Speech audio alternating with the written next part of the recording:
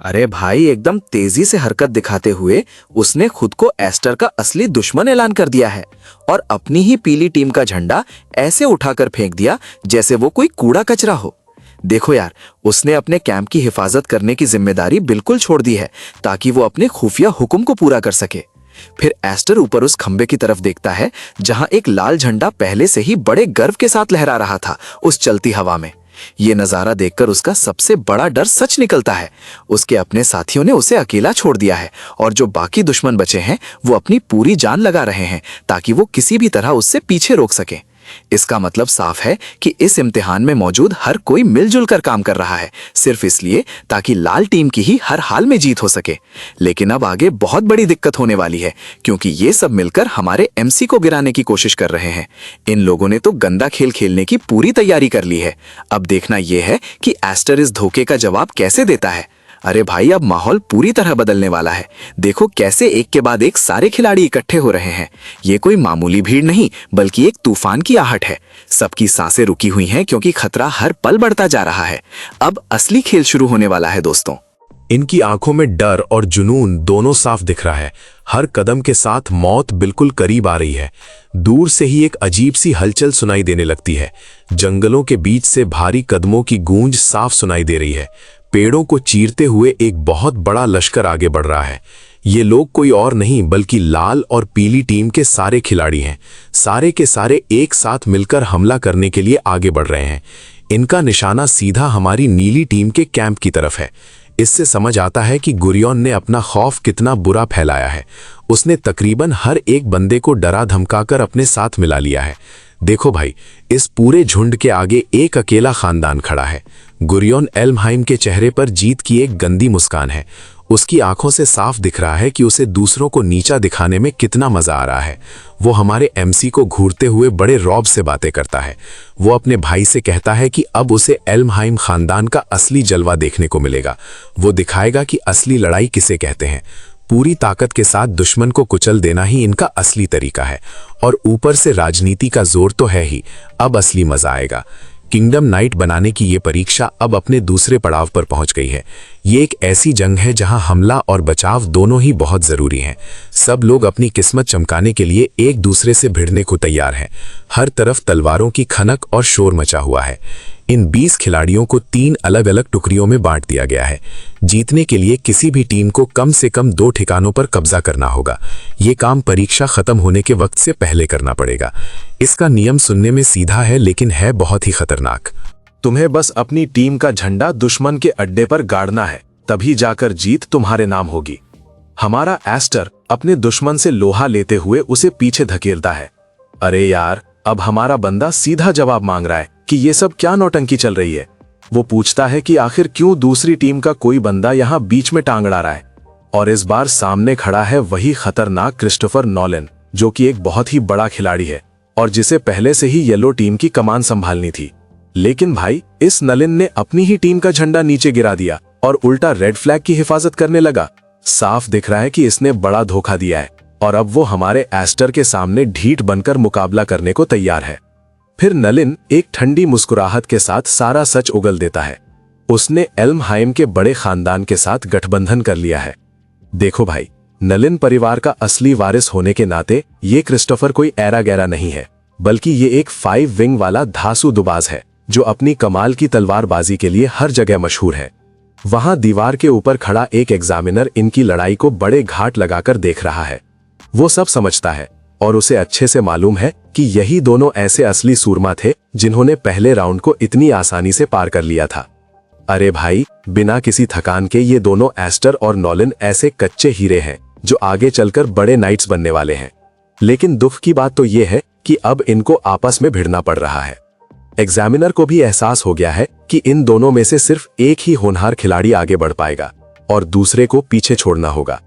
उनकी तलवारों की टक्कर से ऐसी लहरें उठीं कि एस्टर पीछे हट गया और वो सोचने लगा कि आखिर इस अजीब से साथ मिलने का मतलब क्या है। एस्टर ने साफ बोला कि चाहे तुम हाथ मिला लो, लेकिन जीत तो सिर्फ एक ही टीम की होनी है। नोलन ने जब यह सुना तो उसके चेहरे पर बिल्कुल शांति थी। नोलन ने मान लिया कि उसने फैसला कर लिया है कि वो मेनहर को जीतने देगा। वो बताता है कि ठीक इसी वक्त उसके साथी हमारे एमसी के ठिकाने की तरफ बढ़ रहे हैं। एस्टर की आंखों के सामने अपने दोस्तों पर मंडराते खतरे की तस्वीर साफ दिखने लगी। वो समझ गया कि गुरियन ने डर का फायदा उठाकर सबको उसके खिलाफ खड़ा कर दिया है। फिर एस्टर ने, अरे भाई, उसके तो डर के मारे पसीने छूट रहे हैं, क्योंकि वो जानता है कि इस सब के पीछे गुरियन का ही हाथ है। वही है जो बाकी सबको डराकर उन्हें झुकने पर मजबूर कर रहा है, ताकि बाकी के सारे छात्र उसकी बात मान ले। और तभी नलिन उसकी तरफ देखता है। वो उसे बहुत ही घटिया नजरों से देखता है और कहता है कि कोई इतना बड़ा मूर्ख नहीं होता कि किसी चलती हुई गाड़ी के बीच में आकर खड़ा हो जाए और अपनी जान खतरे में डाले।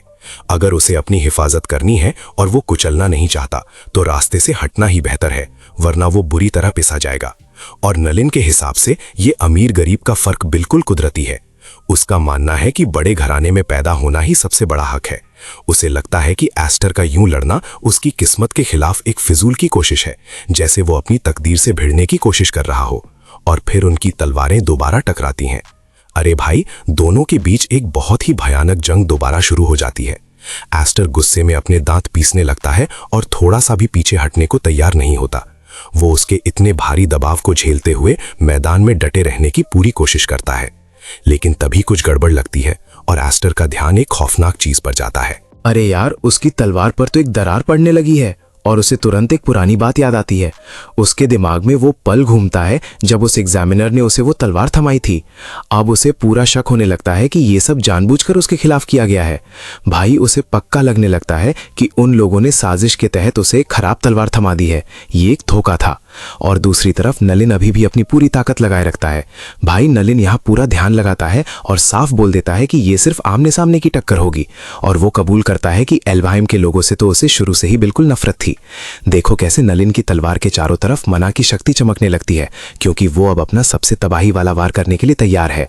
हमारा एमसी एस्टर बड़े गौर से सब देख रहा है और उसे एहसास होता है कि तलवार का संतुलन बिगड़ गया है। और अगले ही पल वो तलवार टूटकर बिखर गई। मना के भारी दबाव और नलिन के उस तेज हमले को झेल नहीं पाई। अरे बाप रे, एस्टर की तलवार के तो चिथड़े ही उड़ गए और वो बेकार कांच के टुकड़ों की तरह हवा में बिखर गईं, बिना एक पल रुके। लेकिन एस्टर ने एक पल भी खराब नहीं किया और तुरंत उस टूटी हुई तलवार का एक नुकीला टुकड़ा अपने हाथ में लपक लिया। फिर उसने उस नुकीले टुकड़े को पूरी रफ्तार से सीधा नलिन की तरफ उछाल दिया, ताकि वो उसके पास ना आ सके और दूर ही रहे। नलिन की तो हालत खराब हो गई और वो गुस्से में फनफनाते हुए अपनी तलवार को तुरंत पीछे खींचता है, ताकि वो एस्टर के उस वार को रोक सके। पर तब तक देर हो चुकी थी। हमारा एमसी वहां लड़ाई पूरी करने के लिए बिल्कुल नहीं रुका। वो सीधा पीछे मुड़ा और वहां से 9-2-11 हो गया, जिससे बेचारा नलिन वहां हैरान परेशान खड़ा रह गया। और एस्टर दूर से चिल्लाया। अभी हमारे एमसी को इस मुकाबले को थोड़ा रोकना पड़ेगा, क्योंकि उसके सामने अब इससे भी ज्यादा जरूरी काम आ गया है। नोलन तो भाई उसका मजाक उड़ाते हुए चेहरा बनाने लगता है। वो आस्तर को बोलता है कि तू तो सारे नाइट्स के नाम पर कलंक है, जो दुनिया के सामने यूं बीच मैदान से दुम दबाकर भाग रहा है। पर तभी नोलन की नजर वहां मिट्टी में गिरते हुए एक चीज पर जाती है। उसने देखा कि उसकी तलवार की नोक वहां मिट्टी में टूटी हुई पड़ी है। उसे लगा कि यह तलवार का टूटना कोई मामूली बात तो बिल्कुल नहीं है। वो जल्दी से उस टूटे हुए टुकड़े को उठाकर देखने लगता है। नोलन उसे बहुत गौर से परखता है और हैरान रह जाता है। एक साधारण हथियार के हिसाब से भी इसकी बनावट बहुत घटिया थी। उसे एकदम से कड़वी सच्चाई का एहसास होता है, जो उसके होश उड़ा देती है। वो समझ गया कि एल्महाइम खानदान ने बहुत ही नीच हरकत की है। उन लोगों ने गंदी सियासत खेली ताकि हमारा एमसी कभी उनसे आगे ना निकल पाए। वो डरते थे कि कहीं आस्तर उनके वारिस से ज्यादा ताकतवर न बन जाए। उधर आस्तर हाँफते हुए अपने अड्डे की तरफ दौड़ रहा होता है। वो जोर जोर से अपने दोस्तों को पुकारता है, क्योंकि वो बहुत डर गया था। उसे बस ये जानना था कि उसके साथी सही सलामत हैं या नहीं। पर जैसे ही वो कैंप पहुंचता है, वहां की दीवारें पहले से ही टूट चुकी थीं। लेकिन यहाँ तो दुश्मन पहले से ही कब्जा जमाए बैठा है और सब तैयार है। वो सब वहीं रुककर हमारे एमसी का इंतजार कर रहे हैं। और गुरियन को तो देखो, वो दीवार के ऊपर किसी गिद्ध की तरह अकड़ कर बैठा हुआ है। वो आस्तर का मजाक उड़ाते हुए कहता है कि नलिन उसे ज्यादा देर रोक भी नहीं पाया। उसे लग रहा था कि नलिन कम से कम थोड़ा वक्त तो बर्बाद करेगा, लेकिन ऐसा नहीं हुआ। अब गुरियन अपनी शेखियां बघार रहा है कि उसने तीसरा बेस भी अपने नाम कर लिया है। वो दावा करता है कि अब ये पूरा इम्तिहान उसके इशारों पर चलने वाला है। उसका मानना है कि सब उसके नीचे हैं। लेकिन हमारा एमसी आस्तर अब गुस्से से पागल हो रहा है। आस्तर की आवाज भारी हो गई है और वो अपने उस घमंडी भाई को घूर रहा है। उस बदतमीज रिश्तेदार की शक्ल देखकर आस्तर को अब बहुत ज्यादा गुस्सा आ चुका है। वो अब इन फिजूल के खेलों को खत्म करना चाहता है और इधर उधर निगाह दौड़ाता है। जब वो अपने छिने हुए झंडे और खाली कैंप देखता है तो उसका खून खौल उठता है। आस्तर गुस्से में चिल्लाकर पूछता है कि आखिर उसके बाकी साथियों के साथ क्या हुआ। वो अपनी पूरी टीम का हिसाब मांग रहा है। लेकिन तभी गुरियन का चेहरा एकदम ठंडा पड़ जाता है। गुरियन को कोई फर्क नहीं पड़ता और वो जवाब देने की जहमत तक नहीं उठाता। वो बस सन्नाटे को बढ़ने देता है ताकि एस्टर को खतरे का एहसास हो जाए। जैसे ही उसका जाल पूरा होता है, एक ठंडी तलवार की धार दिखाई देती है। अचानक एस्टर की पीठ पर किसी ने तलवार टिका दी है। मामला गंभीर हो गया है भाई।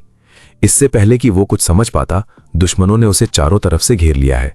अरे यार, अब तो ये खुद का हथियार निकाल रहा है, और ये कोई और नहीं बल्कि विगर है। स्मेट्स के चेहरे पर डर साफ दिख रहा है, पर वो फंसा हुआ महसूस कर रहा है। पूरी तरह घिर जाने के बाद वो एमसी से कहता है कि मैंने तुम्हें पहले ही समझाया था। उसको पता था कि तुम्हारे इन खतरनाक फैसलों में साथ देना मौत को दावत देना है। भाई, ये तो शुरुआत से ही पीछे हटना चाहता था, और अब विगर स्मेट्स ने अपना रंग दिखा दिया। वो खुलेआम बोलता है कि मैं ऐसे किसी का साथ नहीं दूंगा जो एल्महाइम परिवार से पंगा लेने की हिम्मत करे, क्योंकि उसकी हालत खराब हो रही है। बेचारा पसीने पसीने हो रहा है, क्योंकि बड़े खानदान का डर उसके दिमाग पर चढ़ गया है। उनकी ताकत के आगे वो इतना डर गया है कि उसने अपनी तलवार सीधा हमारे एमसी यानी एस्टर की तरफ तान दी है। तभी उस पत्थर की दीवार के ऊपर से गुरियॉन एल्महाइम के हंसने की आवाज गूंजती है, जैसे उसने कोई मजाक देखा हो। वो वहां मौजूद सारे बच्चों का मजाक उड़ाते हुए कहता है वो घमंड में मुस्कुरा रहा है, क्योंकि इन सब ने एक पल में बिना किसी लड़ाई के अपनी पार्टी बदल ली और हार मान ली। अरे भाई, इनका तो कोई ईमान ही नहीं है, तुरंत दुश्मन से जा मिले। अब स्मेट्स और बाकी सारे बच्चों ने मिलकर एस्टर को घेर लिया है और सबने अपने अपने हथियार निकाल लिए हैं। लेकिन हमारा एमसी बिल्कुल शांति से उन सबके बीच खड़ा है और बड़े आराम से पूछता है कि क्या तुम्हें सच में लगता है कि सिर्फ ज्यादा बंदों को लाने से तुम मुझे हरा पाओगे? अरे भाई, गुरियॉन तो बड़े आराम से एस्टर के हौसले को हवा में उड़ा देता है। वो अपने भाई को बहुत ही हल्के में लेते हुए एक इशारा करता है। वो कहता है कि देख भाई, ये जंग तो कब की खत्म हो चुकी है। शुरुआत से ही सबको पता था कि इसका अंजाम क्या होने वाला है। देखो, वो उन लाल झंडों की तरफ इशारा करता है जो हर जगह दिख रहे हैं, जो इस किले की दीवारों पर बड़े गर्व से गाड़े जा चुके हैं। पूरा ठिकाना अब उनके कब्जे में है और जीतने की हर एक शर्त वो उसकी पूरी टोली ने पहले ही पूरी कर ली है। अपने साथियों के दम पर उन्होंने बाजी कब की मार ली है। ऊपर ऊंचाई से नीचे देखते हुए गुरियॉन एस्टर की हालत का गंदा मजाक उड़ाता है। वो कहता है कि इतने वक्त बाद यहां आने का अब कोई फायदा नहीं है। अब चाहे तो कितनी भी भागम भाग कर ले और जितनी भी कोशिश कर ले, नए झंडे गाड़ने से अब नतीजा रत्ती भर भी बदलने वाला नहीं है। वहां एक नीला झंडा फटा हुआ और बेकार मिट्टी में पड़ा दिखता है, जो बिना कुछ कहे बता रहा है कि इनकी हिफाजत अब टूट चुकी है। ये उनकी बुरी तरह हुई हार का एक जीता जागता सबूत है। गुरियॉन साफ बोल देता है कि एस्टर के पास अब कोई चाल नहीं बची। तेरे पास इतने बंदे ही नहीं बचे जो यहां टिककर मेरा मुकाबला करें। फिर गुरियॉन बड़े गर्व से अपनी उस खतरनाक चाल के बारे में बताता है। वो एक सीधे नक्शे के जरिए अपनी पूरी चाल समझा रहा है। अपने भाई को नीची नजरों से देखते हुए उसे बस सही वक्त का इंतजार है। उसे लगता है कि जैसे ही एस्टर दूसरे अड्डे की तरफ जाएगा, खेल बदल जाएगा, क्योंकि तब उसके बंदे पीछे से चुपचाप झंडे बदल देंगे। गुरियॉन 2 उंगलियां दिखाते हुए पूरी अकड़ में खड़ा है। इतने घमंड के साथ बता रहा है जैसे सब कुछ पहले से उसकी मुट्ठी में हो। वो कहता है कि जीतने के लिए उन्हें बस 2 जगहों को बचाना जरूरी है। उसे पूरा भरोसा है कि इम्तिहान का ये आखिरी पल उसके कब्जे में है। लेकिन देखो, हमारा एमसी अब झुककर तेजी से निकलने की तैयारी में है। अपनी आंखें सिकोड़ते हुए वो बस आगे बढ़ने के लिए तैयार है। वो सीधा बोल देता है कि वो किसी को खड़ा रहने ही नहीं देगा, ताकि उनका ये छोटा सा प्लान धरा का धरा रह जाए। एस्टर की सुनहरी आंखें अब मौत की चमक से भर गई हैं। वो अपनी पूरी जदुई ताकत को इकट्ठा कर रहा है। अब बातों का वक्त खत्म हुआ और वो हर किसी को चीरने के लिए तैयार है। जो भी उसके रास्ते में खड़ा होगा, एस्टर उसे मिट्टी में मिला देगा। वहां खड़े बाकी लड़कों को भी अब खतरे का एहसास हो रहा है। उन्हें अचानक से अपने चारों तरफ एक भयानक दबाव महसूस होने लगा है। अरे भाई, अचानक माहौल बिल्कुल बदल गया और स्मैटिस के साथ बाकी सब डर के मारे अपने दांत पीसने लगे। उनके चेहरे सफेद पड़ गए, क्योंकि उन्हें उस खतरे का एहसास हो रहा था जो एस्टर से निकल रहा था। लेकिन गुरियॉन दीवार से उसकी धमकी का मजाक उड़ाते हुए हंसने लगता है और इसे बस एक बेचारी सी फेंकू बात बताता है। उसे एक पल के लिए भी भरोसा नहीं है कि बिना हथियार वाला कोई स्टूडेंट अपनी इतनी बड़ी बातों को सच कर दिखाएगा। देखो, दीवार के किनारे से झुकते हुए गुरियॉन उंगली उठाकर कहता है कि एस्टर की तलवार तो शुरुआत से ही कचरा थी और किसी काम की नहीं थी। वो उसका मजाक उड़ाते हुए कहता है कि बिना हथियार के तो ये 7 विंग्ड वाला जीनियस किसी बिना पंख वाले परिंदे जैसा है। अब सारे स्टूडेंट्स का घेरा एस्टर के चारों तरफ बढ़ने लगता है और सबकी तलवारें सीधा उसकी गर्दन पर दिखी हुई हैं। गुरियॉन उसे खुली चुनौती देता है कि अगर हिम्मत है तो यहाँ खड़े हर एक बंदे से अकेला भिड़कर दिखा।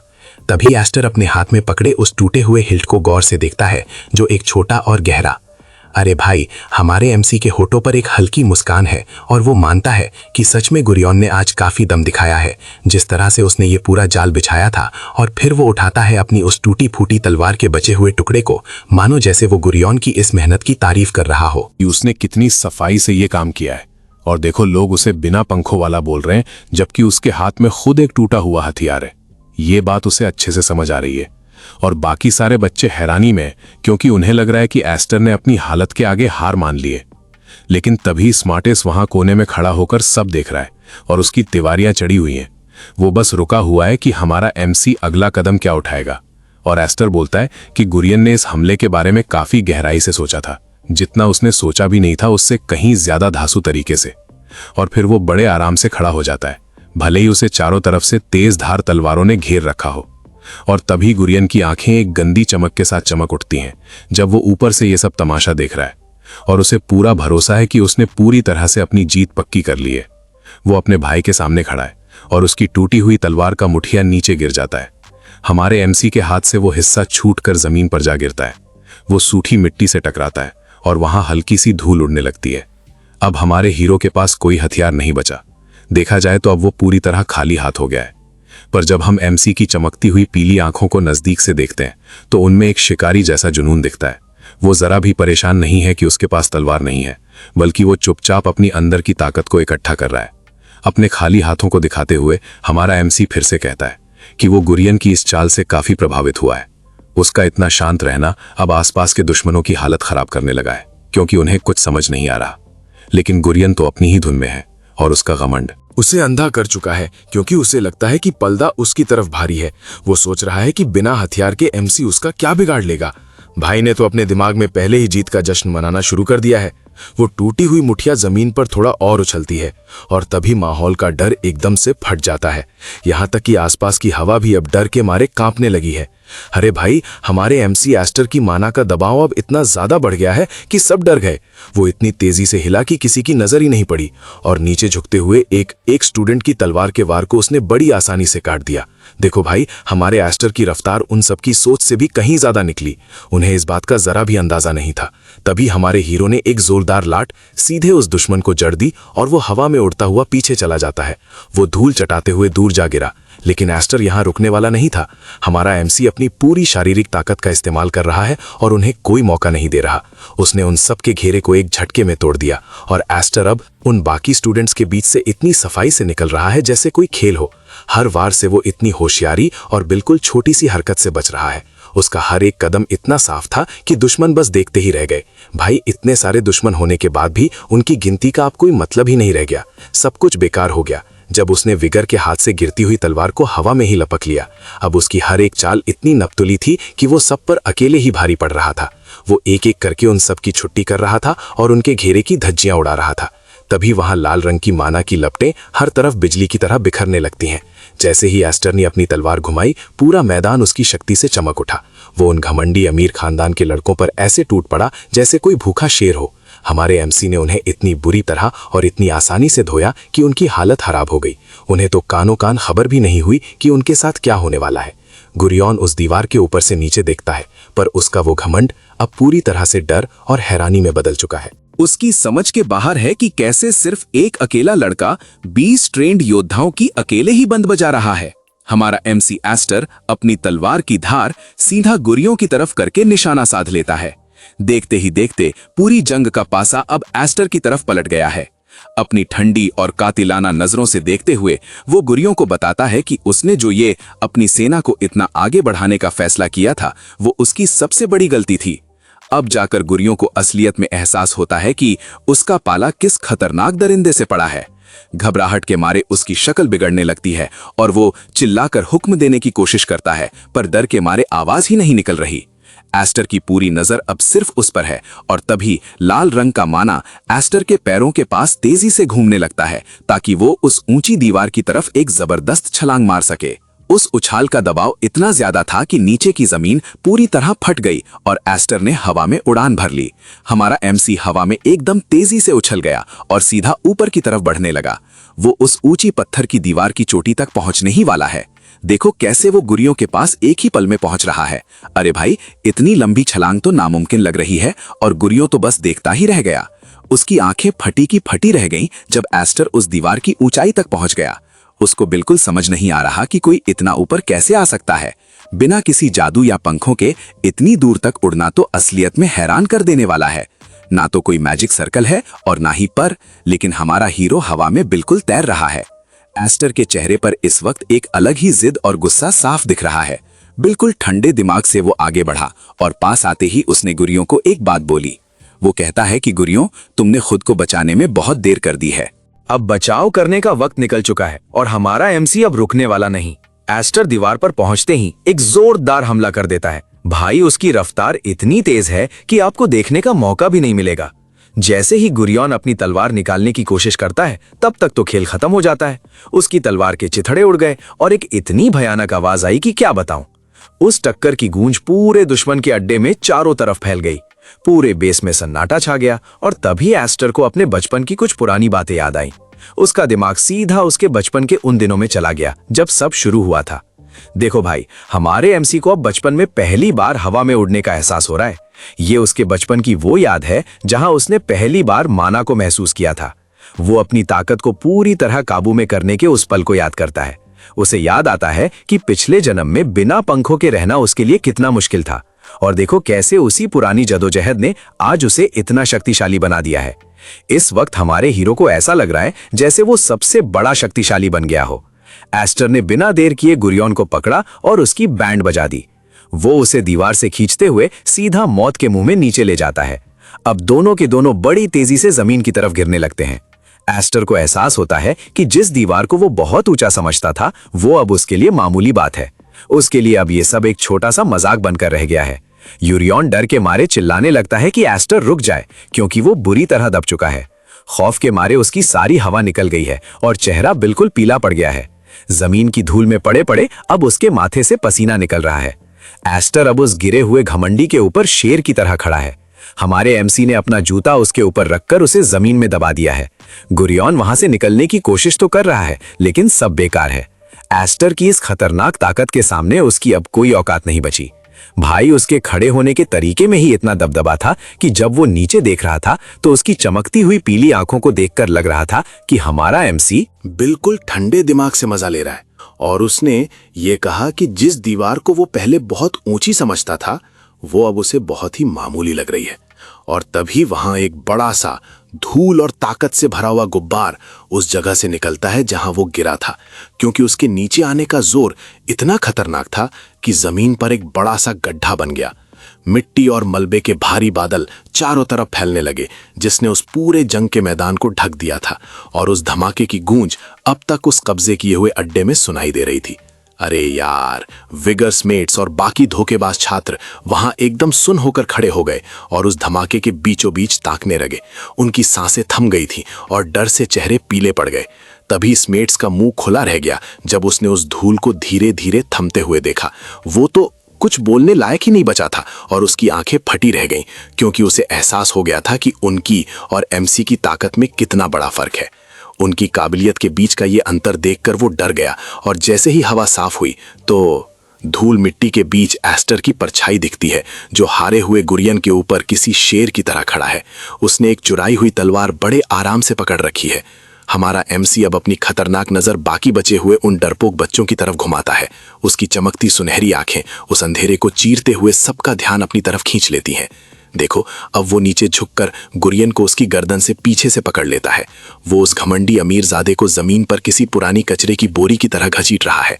फिर एक झटके के साथ एस्टर ने उस गुरियन को बाकी सबके सामने मिट्टी में फेंक दिया। बेचारा गुरियन दर्द से कराह रहा है और उसमें इतनी ताकत नहीं बची कि वो मिट्टी से अपना सर उठा सके।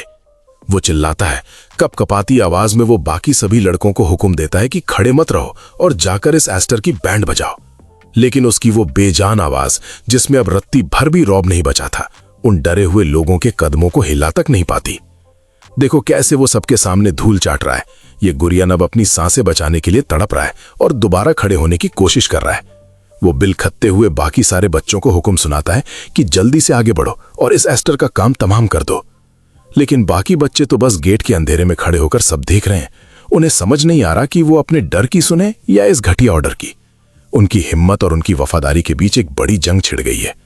गुरियन की आवाज थरथरा रही है जब वो उन्हें याद दिलाता है कि ये कोई मजाक नहीं बल्कि एल्महाइम परिवार का एक पक्का फरमान है। अब ये सुनकर स्मेट्स यहां वहां घबराहट में देखने लगता है और उसने अपनी तलवार की मूठ को बहुत जोर से पकड़ रखा है। वो अपने मन ही मन में खुद को कोस रहा है क्योंकि उसने कभी सपने में भी नहीं सोचा था कि वो ऐसी मुसीबत में फंसेगा। हमारा एमसी एस्टर सीधा उनकी आंखों में देखते हुए उनसे पूछता है कि क्या वो सच में उस बड़े खानदान से इतना ज्यादा खौफ खाते हैं? क्या उन्हें उनके बदले से सच में इतनी ज्यादा दहशत हो रही है? अरे भाई, एस्टर को तो हैरानी हो रही है कि इन लोगों में जरा भी दम क्यों नहीं बचा। तभी स्मेट्स चिल्ला कर कहता है कि हाँ भाई, बिल्कुल डरते हैं, और बताता है कि उसके परिवार की हैसियत तो बस एक तीसरे दर्जे के मामूली खानदान की है। एक ऐसा घर जो पल भर में मिट्टी में मिल सकता है। हमें एक पुराना मंजर दिखाया जाता है जहां स्मेट्स का परिवार दिखता है। पूरा खानदान एक बड़े से महल में घुटनों के बल बैठा हुआ है। उनके चारों तरफ ऐसी शानो शौकत है जो असलियत में उनकी है ही नहीं। स्मेट्स कहता है कि अगर एल्महाइम ने थोड़ा सा भी दिमाग खराब किया तो इन सबको किसी कीड़े मकोड़े की तरह कुचल दिया जाएगा। इन बड़े लोगों को इतना बेबस देखकर सच में हैरानी होती है। स्मेट्स लगातार अपनी बेचारगी की दास्तान सुनाए जा रहा है। बेचारों के पास और कोई रास्ता ही नहीं है सिवाय उन ताकतवर लोगों के सामने झुकने के, क्योंकि अगर गलती से भी कोई उनसे नाराज हो गया तो सब बर्बाद हो जाएगा। इन बड़े लोगों के दबाव में रहना कोई आसान काम नहीं है। स्मेट्स का चेहरा गुस्से से बिगड़ चुका है और वो एस्टर पर बुरी तरह चिल्लाता है। वो कहता है कि एस्टर जैसे किस्मत वाले के लिए ये सब समझना नामुमकिन है। हमारे एमसी जैसे होनहार लड़के को उनकी रोज की लड़ाई का क्या पता होगा।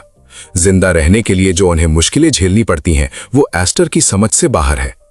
एस्टर बिना कुछ बोले सब सुन रहा है और उसके दिमाग में क्या चल रहा है कोई नहीं जानता। वो अपनी जगह से हिलता तक नहीं और बस उस चिल्लाते हुए लड़के को देखता रहता है। उसका पूरा ध्यान बस उस गुस्से में भरे लड़के पर है। तभी हमारे एमसी के चेहरे पर एक हल्की सी मुस्कुराहट आती है। वो स्मेट्स की बातों पर गौर कर रहा है, लेकिन वो डरने वालों में से नहीं है। भाई, एस्टर यहाँ लड़के के दर्द का मजाक नहीं उड़ा रहा, बल्कि हालात ही कुछ ऐसे अजब बन गए हैं। ये देखकर स्मेट्स थोड़ा पीछे हट गया, मानो उसके पैरों तले जमीन निकल गई हो। वो गुस्से में चिल्लाकर पूछने लगा कि आखिर एस्टर को किस बात पर इतनी हंसी आ रही है। बोलते वक्त उसकी आवाज साफ कांप रही थी, जिसमें डर और जलन दोनों दिख रही थी। स्मेट्स की ये हालत देखकर एस्टर को अचानक अपनी पुरानी बातें याद आने लगती हैं। उसे याद आया कि उसकी बहन ने भी एक बार उससे बिल्कुल ऐसी ही बात कही थी।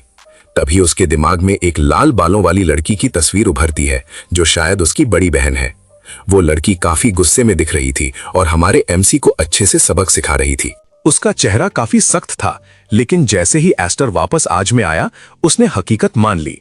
एस्टर ने बिना किसी हिचकिचाहट के ये साफ कह दिया कि ये बात तो बिल्कुल सच है कि इस वक्त उसके पास बेहिसाब ताकत है और इस सच्चाई से कोई इनकार नहीं कर सकता।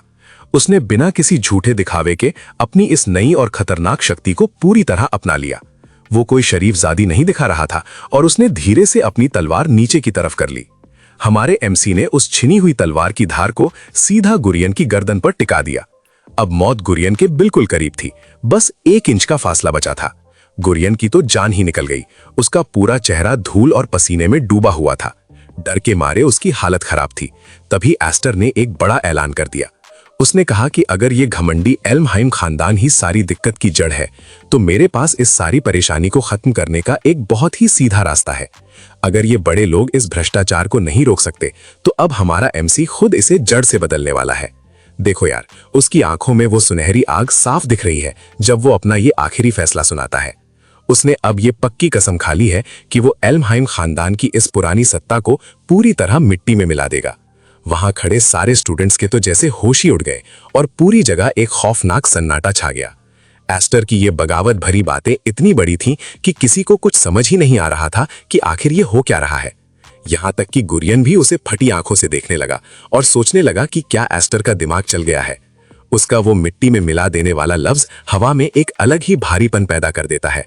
स्मेट्स तो डर के मारे थर थर कांपने लगता है और पूछता है कि क्या एस्टर को एहसास भी है कि वो कितनी बड़ी मुसीबत मोल ले रहा है, क्योंकि भाई इस बड़े खानदान के खिलाफ जंग का ऐलान करने का सीधा मतलब है अपनी मौत पर दस्तक देना।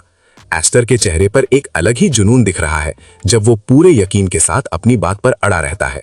और वो बिना किसी डर के साफ साफ कह देता है, देखो दोस्तों, हमारा एमसी सबको साफ कर देता है कि ये कोई छोटा मोटा झगड़ा नहीं है, बल्कि ये तो सीधा सीधा खुलेआम जंग का ऐलान है। फिर हमें एक बुरा सपना दिखाया जाता है जहां लोग अंधेरी खाई में गिर रहे होते हैं, वो भी अपने ही टूटे फूटे हथियारों के साथ उस गहरी खाई में डूब रहे हैं। एस्टर सबको होशियार करते हुए बोलता है कि इस घटिया खानदान की गुलामी करना बंद करो, क्योंकि इनकी पूजा करने से सिर्फ धोखा और बर्बादी ही हाथ लगेगी और तुम्हारा अंजाम बहुत ही बुरा होने वाला है। ये कहकर वो सबकी तरफ देखता है। वो पूरे ग्रुप को समझाता है कि अगर तुम इस मौत से बचना चाहते हो तो अब तुम्हारे पास और कोई रास्ता बचा ही नहीं है। अब तुम्हें सिर्फ और सिर्फ लड़ना ही पड़ेगा, तभी जान बचेगी। उसने पूरे बेस पर कब्जा कर लिया है और एस्टर अपनी तलवार लेकर वहां डटा हुआ है। वो पूरी तरह तैयार है और उसे पूरा भरोसा है कि उसके पीठ पर जो ये 7 पंख हैं वो उसे ऊपर वाले ने खास इसी दिन और इसी मकसद के लिए दिए हैं। बिल्कुल सही सुना आपने। वो अब सभी स्टूडेंट्स के सामने एक बड़ा फैसला रख देता है। वो उन्हें चुनने को कहता है और हमारे एमसी की आवाज पूरे मैदान में गूंज रही होती है। सबके कानों में उसकी कड़क आवाज साफ सुनाई दे रही है।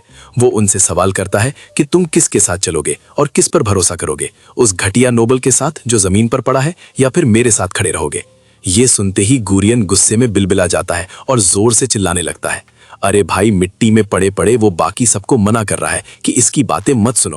वो एस्टर की बातों को बिल्कुल फिजूल बता रहा है और कह रहा है कि ऐसी बगावत करने की हिम्मत यहाँ किसी की नहीं हो सकती। देखो यार, अब वो अपनी गंदी धमकियां बाकी बच्चों को देने लगता है। उसकी आंखें गुस्से से बिल्कुल लाल है। वो वार्न कर रहा है कि अगर किसी ने अभी गद्दारी दिखाई तो उनके घर परिवार वालों की खैर नहीं होगी। गुरियन पागलों की तरह बस चिल्लाए जा रहा है और कहता है कि उसे वहां खड़े एक एक बंदे का चेहरा याद रहेगा। वो धमकी देता है कि अगर उन्होंने अभी उसका कहना नहीं माना तो वो उनका जीना हराम कर देगा। दूसरी तरफ स्मेट बस शर्म से जमीन की तरफ देख रहा है। डर के मारे उसका चेहरा पीला पड़ गया है और ठंडा पसीना छूट रहा है। वो बेचारा इस वक्त बिल्कुल सुन पड़ गया है और कुछ समझ नहीं पा रहा। उसके सामने एक बहुत ही मुश्किल रास्ता खड़ा है। फिर अचानक वो अपना मुंह खोलता है और एक भयानक चीख मारता है। वो आवाज सुनकर ही लग रहा था कि वो अंदर से कितना टूट चुका है। उस चीख में बरसों की गुलामी और दबा हुआ गुस्सा बाहर आ रहा था। अब स्मेट वहां अकेला खड़ा है और माहौल बिल्कुल बदल गया है। मैदान के बीच में उसने अपनी तलवार जमीन में गाड़ दी है। वो वहां बैठकर बस अपनी बुरी किस्मत को कोस रहा है। इस मुश्किल हालात में वो आखिरी बार एक बड़ा फैसला लेता है। देखो, अब विगोर स्मेट पूरी जान लगाकर दौड़ने लगता है। वो बिना रुके अपनी टीम के उस नीले झंडे की तरफ लपकता है। उसके भागने की रफ्तार से सूखी मिट्टी हवा में उड़ रही है। तभी वो गुस्से में चीखते हुए एक जरूरी सवाल पूछता है। उसे बस ये जानना है कि क्या एस्टर अपना वादा निभाएगा भी या नहीं। क्या हमारा एमसी सच में उन छोटे खानदानों के लिए घुरियों को धोएगा? सिर्फ उन कमजोर लोगों की भलाई के लिए वो इतना बड़ा पंगा लेगा? बाकी सब बच्चों की तरफ पीछे मुड़कर देखते हुए वो बोलता है। स्मेट की आवाज में इस वक्त एक बहुत भारी चेतावनी छुपी है। वो एस्टर को समझाता है कि हमें बदलाव की झूठी उम्मीद मत देना, क्योंकि अगर ये धोखा निकला तो ये कभी ना माफ करने वाली बात होगी। वो साफ कह देता है कि इस गद्दारी के लिए वो उसे कभी नहीं बख्शेगा। लेकिन हमारे एमसी एस्टर की नजर बिल्कुल सीधी और स्थिर है। उसकी सुनहरी आंखों में एक ठंडा सा जुनून साफ नजर आ रहा है। वो बड़े ही ठंडे दिमाग से अपनी जुबान देता है कि वो अपनी शर्त हर हाल में पूरी करेगा और सब संभाल लेगा। अब बारी थी अपना वादा निभाने की और स्मेट्स वहां बिल्कुल सुन खड़ा है। कुछ पलों के लिए तो उसके माथे पर पसीना साफ चमक रहा था, क्योंकि उसे अब एहसास हो रहा था कि उसने कितना बड़ा फैसला लिया है। वो बिल्कुल वैसा दिख रहा था जैसे कोई किसी गहरी खाई में कूदने के लिए तैयार हो और बस नीचे गिरने का इंतजार कर रहा हो। फिर एकदम से स्मेट्स अपना हाथ पूरे जोश के साथ हवा में लहरा देता है, जिसमें उसने एक नीले रंग का कपड़ा जोर से पकड़ा हुआ है। वो सबके सामने अपना पूरा नाम और अपने खानदान का जिक्र बड़े फख्र से करता है, ताकि वहां खड़े सभी लोग जान जाएं कि उसका फैसला क्या है। वहां मौजूद भीड़ के सामने उसकी ये पुकार पूरे मैदान में गूंजने लगती है, जब स्मेट्स खुलेआम हमारे एमसी एस्टर ए के साथ खड़ा हो जाता है। एल्महाइम का ये साथ देना एक बहुत ही बड़ा बदलाव ले आता है उस जंग में जो इस बेस पर कब्जा करने के लिए हो रही थी। दूसरे स्टूडेंट्स तो वहां जैसे पत्थर के बन गए हों। हैरत के मारे उनके चेहरे का रंग ही उड़ गया है। वो दबी आवाज में आपस में बातें कर रहे हैं और समझ चुके हैं कि गुरियन की अकड़ और उसकी सारी चालाकी अब पूरी तरह मिट्टी में मिल चुकी है और अब बेचारा गुरियन वहां जमीन की धूल में वो पड़ा है और एक तलवार की नोक उसकी कनपट्टी के करीब मंडरा रही है। देखो भाई, मौत बिल्कुल उसके सिर पर खड़ी है और मामला काफी खतरनाक है। उसकी आंखों में गुस्से की लाल चमक साफ दिख रही है और वो उबल रहा है। वो अपने दुश्मन को आखिरी बार बुरा भला कहता है और गुस्से में भरा हुआ है। हमारा MC एस्टर अब उस मैदान के बिल्कुल बीच में सीना तान कर खड़ा है। वहीं दूसरी तरफ बिगर्स मेट्स भीड़ के सामने खड़ा होकर चिल्लाने लगता है।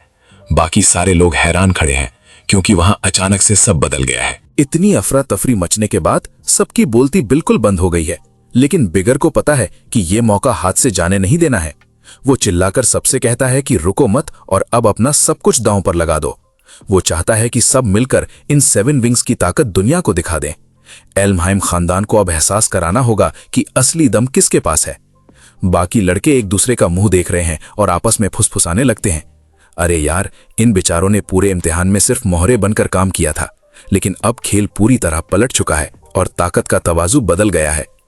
एस्टर वहां चुपचाप खड़ा होकर यह सारा तमाशा गहरी नजरों से देख रहा है। उसकी आंखों में एक अजीब सी ठंडक है, जैसे वो सब समझ रहा हो। उसे देखकर लग रहा है जैसे उसने अगला कदम पहले ही सोच लिया है। भाई, लगता है हमारे MC ने पहले ही सब कुछ तय कर लिया है। अब हमारे MC के पास एक बड़ा खिलाड़ी आ गया है, जिसका मतलब है कि अब सारा मुश्किल काम उसे अकेले नहीं संभालना पड़ेगा। वो बड़े ध्यान से वहां खड़ी भीड़ को देख रहा है और मन ही मन अपनी अगली चाल सोच रहा है। देखो, ये इम्तिहान जीतना तो बस एक छोटी सी बात है, लेकिन उस एल्महाइम परिवार को मिट्टी में मिलाने के लिए उसे सिर्फ मुट्ठी भर लोगों से कहीं ज्यादा बड़ी ताकत की जरूरत पड़ेगी।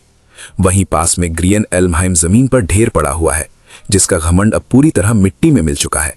वो गुस्से में भुना जा रहा है और उसे समझ नहीं आ रहा कि सब कुछ इतनी जल्दी कैसे बिगड़ गया। तभी उसका एक चमचा लपक कर उसके पास आता है। वो बेचारा काफी डरा हुआ लग रहा है जब वो पूछता है कि क्या उसका मालिक ठीक है। लेकिन ग्रियान को किसी की हमदर्दी नहीं चाहिए। वो उस पर भड़क जाता है और उसे धक्का दे देता है और बेचारे को कचरा बोलकर खुद खड़े होने की कोशिश करता है। अपने खानदान का ये भूत उसे अंदर ही अंदर खाए जा रहा है। वो उसे जिंदा नहीं छोड़ेगा, क्योंकि उसे पता है अगर उसने एस्टर को यहां नहीं रोका तो वो अपनी शक्ल दिखाने के काबिल नहीं रहेगा असली एल्महाइम्स के सामने। तभी उसके दिमाग में एक पुरानी खून से भरी याद और एक फेंकी हुई तलवार की झलक अचानक से आ जाती है। वो बुरी तरह डरा हुआ है कि कहीं अपने भाई की तरह नाकामयाब ना हो जाए, क्योंकि वो जानता है कि मेन खानदान उस पर कोई रहम नहीं खाएगा। ग्रियान अपना घायल हाथ कसकर पकड़ लेता है और उसकी आंखों में एक अजीब सी बेचैनी साफ दिख रही है। उसे पक्का यकीन है कि वो इस सब को ऐसे खत्म नहीं होने दे सकता। तभी एक साया उस पर पड़ता है और किसी के जूते ठीक उसके चेहरे के सामने आकर रुक जाते हैं। क्रिस्टोफर नैलन उस गिरे हुए अमीरजादे के सर पर खड़ा हो जाता है, लेकिन उसके चेहरे पर कोई भाव नहीं है। ग्रियान ऊपर देखता है, उसका पूरा चेहरा छिल गया है और मिट्टी से भरा है। वो बहुत ही लाचार लग रहा है और ये बात वो खुद भी जानता है। नैलन उसे घिन और नफरत भरी नजरों से घूरता है और उनके बीच एक अजीब सन्नाटा छा जाता है। अरे भाई, माहौल इतना भारी है क्योंकि इनका ये धोखे वाला गठबंधन अब पूरी तरह से बिखरने की कगार पर आ पहुंचा है। देखो, ये ग्रियन तो फौरन ही कुत्ते की तरह चिल्लाने लगता है। हमारे MC एस्टर की तरफ उंगली उठाकर वो अकड़ दिखा रहा है। वो नलिन से पूछता है कि आखिर अब तक वो मक्खी मार रहा था क्या, और उसे हुक्म देता है कि वो काम पूरा करे जिसके लिए उसे लाया गया था। भाई, ये ग्रियन अभी भी इसी गलतफहमी में है कि बाजी अभी भी उसके हाथ में है और उसके चेहरे पर एक गंदी मुस्कान है। उसे लग रहा है कि नोलन ही उसकी डूबती नैया को बचा सकता है, पर नोलन तो भाई अलग ही मोड में है और उसका दिमाग ठिकाने पर है। वो तो इसकी तरफ आंख उठाकर देख भी नहीं रहा, बल्कि वो ये मानता है कि भले ही हमारे MC एस्टर का रैंक थोड़ा कम हो, लेकिन तलवार चलाने में उसके जैसा माहिर खिलाड़ी पूरे मैदान में कोई नहीं है। ग्रियन को तो बस अपनी पड़ी है, उसे सही या गलत से कोई मतलब नहीं। वो पागलों की तरह नलिन पर चिल्लाने लगता है कि जल्दी से एस्टर की बोटी बोटी करके उसे खत्म कर दे। गुस्से के मारे बेचारे की आवाज भी अब फटने लगी है। लेकिन रुको, अपनी तलवार निकालने के बजाय देखो, अब नलिन ने अपने बाजू पर लगे उस अलायंस के बैज को पकड़ लिया है और एक जोरदार झटके में उसने उसे उखाड़कर फेंक दिया। वो कपड़े का टुकड़ा उसने सीधा ग्रियन के चेहरे पर दे मारा। अरे भाई, वो यहां कोई मदद करने थोड़ी आया था, वो तो बस उस आखिरी निशानी को लौटाने आया था जो उसे इस गंदगी से जोड़ती थी। नलिन की आंखों में अब ठंडक और गुस्सा साफ दिख रहा है जब वो बोलता है। उसे अब पूरी तरह ये समझ आ चुका है कि ग्रियन की ये नीच हरकतें उसके उसूलों के एकदम खिलाफ हैं। एक सच्चे तलवारबाज के नाते वो ये सब कभी मंजूर नहीं करेगा। वो उसी वक्त उस गंदे रिश्ते को पूरी तरह से खत्म कर देता है। ग्रियान तो बस हैरानी में फटी आंखों से उसे देखता ही रह गया। उसकी आखिरी उम्मीद भी अब उससे दूर जा रही थी। बाकी बचे हुए लड़के भी ये देखकर एकदम सुन्न पड़ गए। उन्हें ऐसा लगा जैसे किसी ने जोर का मुक्का मारा हो। जब नलिन जैसे बड़े खानदान ने ही पल्ला झाड़ दिया है तो बचा ही क्या है। अब बेचारों के पास आगे बढ़ने का कोई रास्ता नहीं बचा। लेकिन रुको, नलिन अभी रुकने वाला नहीं है भाई। उसने अपनी नजर अब एस्टर की तरफ घुमाई है, क्योंकि वो जानता है अभी तो इन दोनों को अपना पुराना हिसाब बराबर करना है। इस इम्तिहान को खत्म करने के लिए एस्टर चुपचाप उसका रास्ता देख रहा है। भाई, हमारे एमसी के चेहरे पर तो एक शिकन तक नहीं है। वो इस धोखे से जरा भी हैरान नहीं हुआ। वो तो बस इसी अंजाम का इंतजार कर रहा था। नलिन ने अपनी तलवार की मूठ कस ली है असली मुकाबला करने के लिए। वो अपने खानदान की शानदार तलवारबाजी दिखाने वाला है, ताकि वो उन 7 विंग्स की असली ताकत को परख सके। वो एस्टर से साफ कहता है कि उसे देखना है कि उसकी काबिलियत उस पुरानी और महान शक्ति के सामने कितनी टिकती है। देखो, अब ये दोस्ती या गठबंधन की बात नहीं रही। अब तो ये उसकी अपनी इज्जत और गुरूर का सवाल है। एक असली योद्धा की तरह नलिन तेजी से आगे लपकता है। उसकी तलवार सुनहरी रोशनी से पूरी तरह जल उठती है। वो अपनी पूरी ताकत सिर्फ इस एक वार में झोंक देता है, ताकि एक ही झटके में ये खेल हमेशा के लिए खत्म हो जाए। वो हवा में ऊपर उछलकर अपनी चमकती तलवार से इतने जोर से हमला करता है कि सब कुछ चकनाचूर हो जाए। जमीन थरथरा रही है, लेकिन एस्टर तो अपनी जगह से हिला तक नहीं। उसने बड़े ही आराम से वो खतरनाक हमला अपनी ही तलवार से रोक लिया। अब उसके चारों तरफ एक गुस्से वाली लाल चमक निकलने लगती है। वो नलिन को साफ बोल देता है कि उनका ये छोटा सा मुकाबला अभी रुकना पड़ेगा। ये सुनते ही नलिन के तो होश उड़ गए और उसके चेहरे पर डर साफ दिख रहा है। भाई, नलिन को तो यकीन ही नहीं हो रहा कि ये वही बंदा है, क्योंकि हमारे एमसी से जो भयानक गर्मी निकल रही है वो एकदम अलग है। ऐसी खतरनाक शक्ति का एहसास नलिन ने आज से पहले कभी नहीं किया था। ये ताकत इतनी ज्यादा है कि कोई भी इसके सामने टिक नहीं पाएगा। एस्टर के अंदर से अब एक पुरानी और गहरी शक्ति निकलकर बाहर आ रही है। उसका हर एक कदम अब दुश्मनों के दिल में दहशत भर रहा है। ऐसा लग रहा है जैसे कोई सोता हुआ शैतान अब पूरी तरह से जाग गया हो। अब यहां पर जो भी होगा वो सिर्फ हमारे हीरो की मर्जी से होगा। इतनी भारी ताकत को संभालना किसी आम इंसान के बस की बात नहीं है। देखो कैसे हमारा एमसी अब पूरी जंग का पासा पलटने वाला है। सबके सब अब बस थर-थर कांप रहे हैं। नलिन डर के मारे पीछे हटने लगता है, क्योंकि उसे चारों तरफ सिर्फ ठंडक का एहसास हो रहा है। सच तो यह है कि नियम के मुताबिक सिर्फ एक ही टीम इस इम्तिहान को पार कर सकती है। यानी हमें तब तक लड़ते रहना होगा जब तक सिर्फ एक साइड का बंदा मैदान में खड़ा ना रह जाए। वो जिद करता है कि यह मामला अभी खत्म होना चाहिए, अगर वो दोनों ही किंगडम के नाइट्स बनना चाहते हैं तो। उसके लिए तो अब आगे बढ़ने का कोई दूसरा रास्ता बचा ही नहीं। एस्टर बस अपनी आंखें बंद करके एक गहरी सांस लेता है। वही एक नियम उसके रास्ते का सबसे बड़ा कांटा बना हुआ है। वो नलिन की तरफ देखकर कुछ ऐसी बात बोलता है जिसकी किसी ने उम्मीद नहीं की थी। वो चाहता है कि वो तलवारबाज भी किंगडम का एक नाइट बन जाए। ये सुनकर नलिन के तो होश ही उड़ जाते हैं। वो समझ ही नहीं पा रहा कि उसका दुश्मन उसके भविष्य की इतनी फिक्र क्यों कर रहा है। इस जानलेवा इम्तिहान के बीच में एस्टर भीड़ की तरफ इशारा करके बताता है कि वहां खड़ा हर कोई इस पुराने सिस्टम को बदलने के लिए पहले से ही काफी भड़का हुआ है। वो नलिन से कहता है कि ऐसा करना बिल्कुल भी किसी के पास भी ये हक नहीं है कि वो सबको उनके सपने छोड़ने को कहे, सिर्फ इसलिए क्योंकि वो सब अब अलग अलग टीम्स में बंट चुके हैं। अरे भाई, हमारे एमसी के चेहरे पर एक तेज मुस्कुराहट आ जाती है। वो सबको बताता है कि उसके पास एक बहुत ही कमाल का तरीका है जिससे यहाँ मौजूद हर एक बंदा इस इम्तिहान में कामयाब हो जाएंगे। जो भी अभी इस मैदान में खड़ा है वो सब बच जाएंगे। ये सुनते ही वहां मौजूद हर एक बंदे के होश उड़ जाते हैं। नलिन और बाकी सबको तो अपनी कानों पर यकीन ही नहीं होता। ग्रायन और वो आम लोग एमसी को ऐसे देखते हैं जैसे उसका दिमाग खराब हो गया हो। देखो भाई, एमसी मानता है कि वो पक्की गारंटी तो नहीं दे सकता, लेकिन उसे खुद की काबिलियत पर पूरा भरोसा है। बस एक ही दिक्कत है कि इस नामुमकिन काम के लिए उसे सबका साथ चाहिए। अगर सब मिलकर जोर लगाएंगे तभी ये बाजी पलट सकती है। इतना बोलकर एमसी बड़े रौब के साथ कैंप के बीच की तरफ निकल पड़ता है। वो बिल्कुल निडर होकर मैदान के बीच में पहुंच जाता है। बेचारा ग्रायन वहीं मिट्टी में पड़ा हुआ उसे बस ताकता रह जाता है। वो अंदर से पूरी तरह टूट चुका है और उसे कुछ समझ नहीं आ रहा। एमसी का इतना बड़ा हौसला देखकर उसकी तो बोलती ही बंद हो गई है।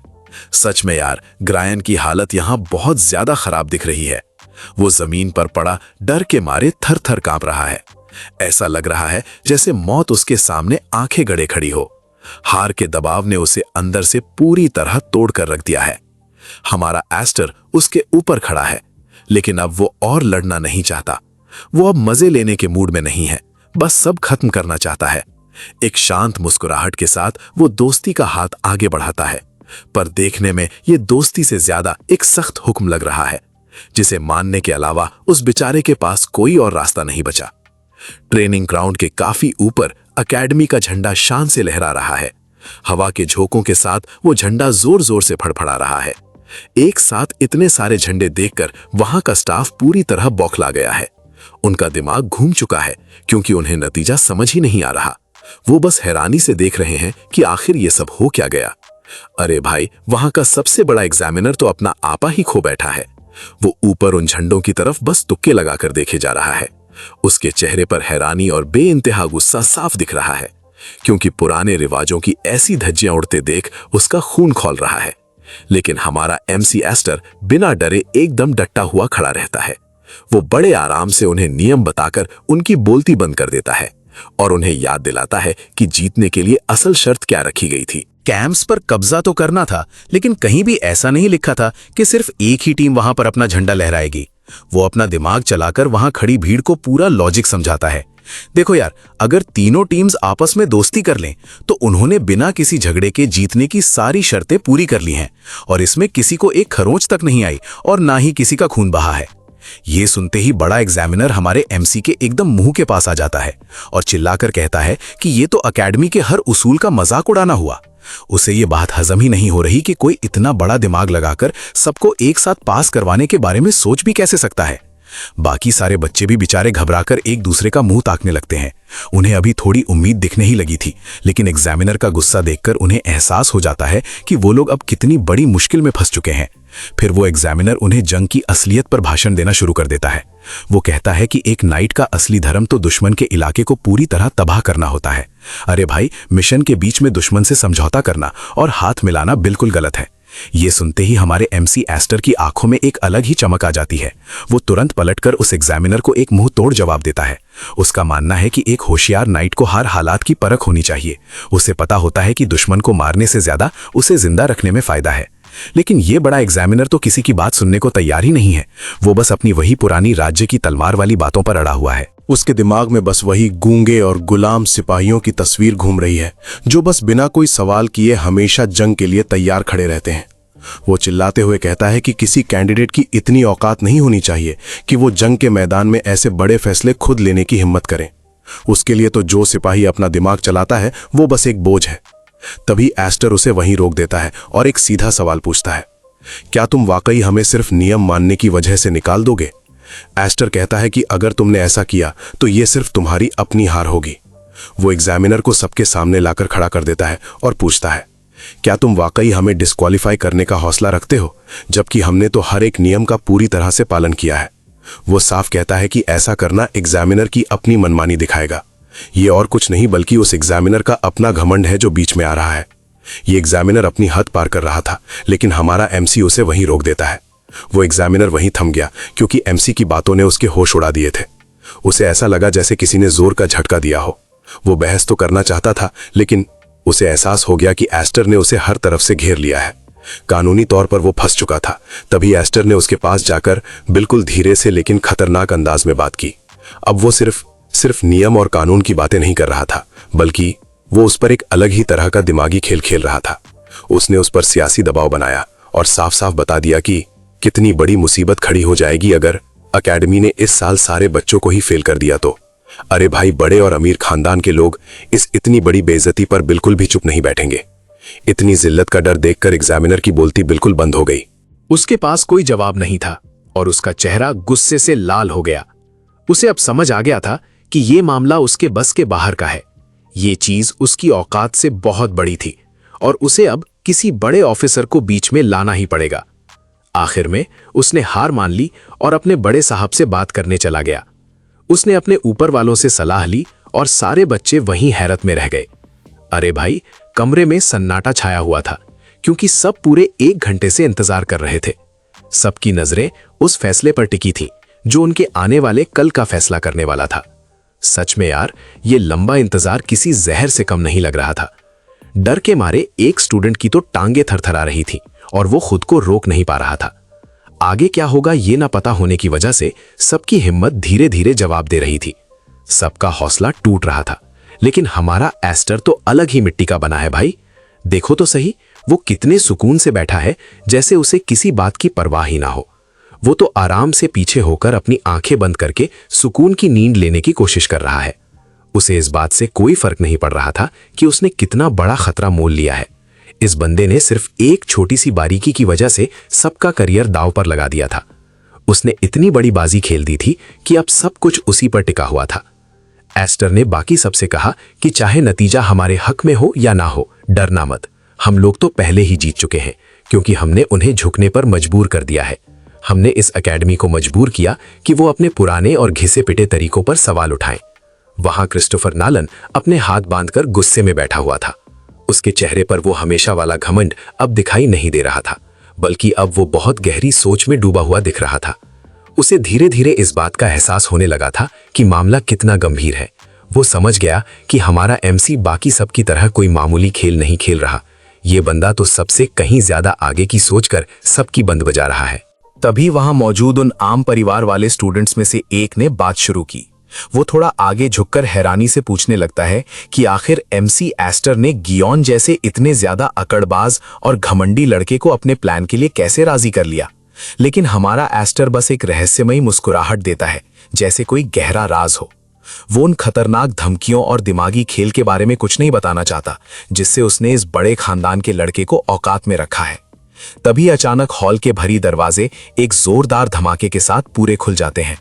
वहां का एक बड़ा अफसर सबको होशियार होने को कहता है और सबकी फुसफुसाहट एक पल में ही बिल्कुल थम जाती है। सब लोग एक झटके में अपने पैरों पर खड़े हो जाते हैं, क्योंकि बहुत बड़े अफसरों की एक पूरी टोली हॉल के अंदर दाखिल होती है, जिससे वहां का माहौल काफी भारी हो गया। अब वहां एक ऐसी ताकत का एहसास हो रहा था जो इन बच्चों ने आज तक कभी नहीं देखा था। और सबके आगे एक बुजुर्ग आदमी ठंडी और सदियों पुरानी मुस्कुराहट के साथ चल रहा था। ये कोई और नहीं बल्कि प्रिंसिपल मिमिर है, वही शख्स जिनके पास पूरी एकेडमी की असली ताकत और सारी चाबियां मौजूद हैं। तभी वहां पर एक जोरदार ऐलान गूंजता है कि अब एंट्रेंस एग्जाम के आखिरी नतीजे सुनाने के लिए खुद एकेडमी के प्रिंसिपल ही मैदान में आने वाले हैं। ये सुनते ही वहां मौजूद हर एक बंदे की सांसें मानो थम सी जाती हैं। जैसे ही मिमिर आगे बढ़ता है, बिना चिल्लाए ही उसकी दबदबे वाली पर्सनालिटी पूरे कमरे में छा जाती है। वो सबको साफ साफ बोल देता है कि अब मेरी एक एक बात को बड़े ही ध्यान से सुनना। अरे भाई, सारे स्टूडेंट्स तो ये देखकर बिल्कुल दंग रह गए। उन्हें लगा था कि कोई उन्हें बुरी तरह डांटेगा या सबको बाहर निकाल फेंकेगा, लेकिन फौज के इतने बड़े ऑफिसर का खुद मिलने आना किसी ने सोचा भी नहीं था। तभी हमारा एमसी एस्टर अपने पड़ोसी के कान में धीरे से बोलता है कि ये प्रिंसिपल तो देखने में एक आम बूढ़े आदमी जैसा ही लग रहा है। ये सुनते ही बेचारे पड़ोसी स्टूडेंट की तो जान ही निकल जाती है और वो हाथ जोड़कर एस्टर से थोड़ी इज्जत दिखाने की भीख मांगने लगता है। मीमर सीधा चलकर एस्टर के पास जाता है और बड़े ही आराम से उसका नाम लेकर उसे पहचान लेता है। वो ये मानता है कि एस्टर ने जो दिमाग लगाया था, उसने एकेडमी के बड़े बड़े लोगों को एक बड़ी ही मुश्किल दुविधा में डाल दिया है। अब वो कोने से निकलकर सारे लोगों के सामने खड़ा हो जाता है। वो अपना सर हिलाते हुए मानता है कि इतने ढेर सारे बच्चों को एक साथ चुन लेना, इतने सारे लोगों को एक ही बार में एडमिशन देना कोई छोटी बात नहीं थी। अरे भाई, इस एकेडमी के इतिहास में पहले ऐसा कभी भी नहीं हुआ था। ये पूरी तरह से अनोखी बात थी। और वो सबको बताता है कि हालांकि कुछ लोग चाहते थे कि सबका इम्तिहान फिर से लिया जाए, लेकिन वहां के बड़े डायरेक्टर्स ने आखिरकार एमसी एस्टर की बात पर भरोसा दिखाया। उन्होंने एस्टर का साथ देने का फैसला किया क्योंकि उसका दाव सही लग रहा था।